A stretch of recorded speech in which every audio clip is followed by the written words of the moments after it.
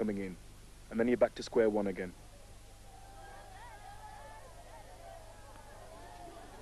Well, you've probably noticed we're not running quite according to the published schedule, so let me suggest a new purpose for your radio times. Why not roll it up and hit... That's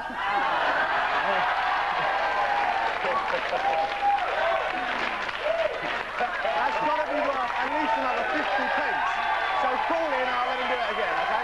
Anyway, let me tell you, just roll it up and maybe you can hit someone with it who hasn't made a donation. Still, we'll manage to pack all the fun in tonight somehow.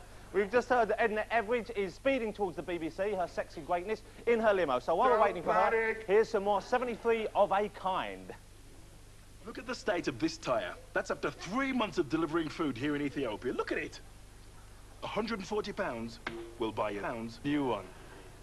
They can't get the food without it. So send your money in right away, right, lads?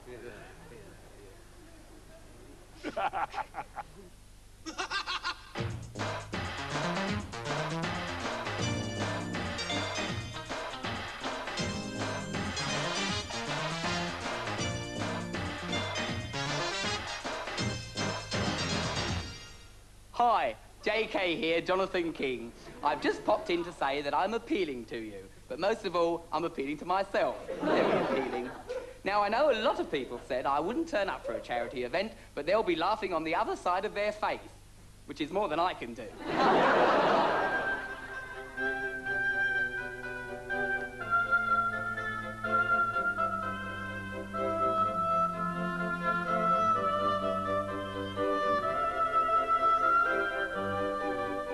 Now, look here, Inspector. I demand to know why we've all been summoned here like this. I think Miss Marple has something to tell us. Don't you, Miss Marple? Oh, yes. Yes, I do.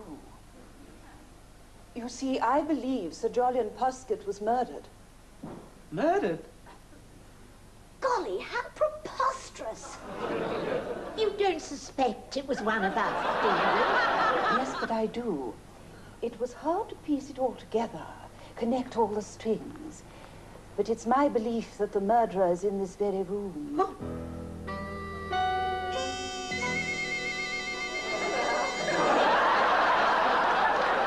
You can see the second episode of Miss Marple's Easiest Case at the same time next week. Yes, me again, JK. Well, isn't it great to see so many megastars participating? Of course, I've been creating megastars for as long as anyone can remember. I was the man who discovered Genesis. In fact, I was there when the book came out. Yes, I'm very well. There's one thing I hate. Parties at James Hunt's house. Champagne, anybody? Yes.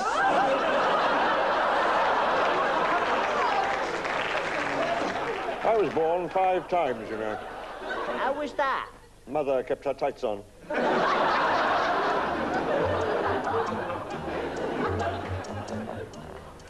Good evening. With me now in the studio, I have Mr. Barry Harford of Harford, Bigglebine and Crawford, the company at the very centre of the latest city takeover row. Good evening, Mr. Harford. I'd like to clear up 1 or 2 things with you, if I may. First of all, just what exactly is going on? I don't think I should tell you. You mean because things have reached a highly sensitive stage? No, because you left Blue Peter. Mr. Harford, that was a long time ago.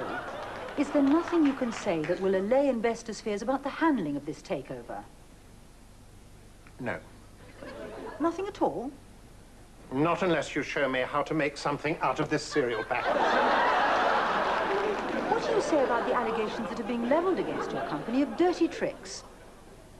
I'm not answering any of your questions until you say sticky back plastic. If it'll help to clarify the situation, sticky back plastic and chocolate-covered button sweets. Now... Can I have a Blue Peter badge? I don't have any Blue Peter badges. No Blue Peter badge, no interview. In that case, Mr. Harford, no interview. In that case, goodbye. I'm very sorry about that. Apparently now we can go over to the city, live, where John Noakes is climbing the NatWest Tower in a sack. I'm told that he's very nearly at the top. What are you going to be when you grow up? I want to be a BBC weatherman. I think there's every chance you will be. How can you be sure? You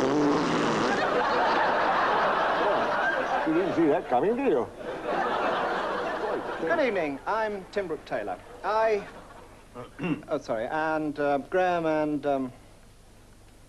Well, we've been invited to come and perform here tonight by the very, very, very young producers of Comic Relief. And here's the actual letter of invitation. Well, this is my letter. Yes, this is my... Yes, well, they're all the same. Anyway, we thought you might like to sort of hear the contents of the letter. It begins, Dear Tim. Or Bill. Or Bill. Or Graham. Spelt wrong. Yes, spelt wrong. In preparing our star-studded bill of wit, humour, fun and frolic, it has been suggested that we include something by the Goodies to provide a bit of contrast. We are very much aware that people remember the Goodies with the same nostalgic affection that they remember ration books, hula hoops and Wolverhampton Wanderers. We're also aware, of course, that today one of you is a doctor, one of you is a bird watcher, and one of you has left the entertainment business entirely.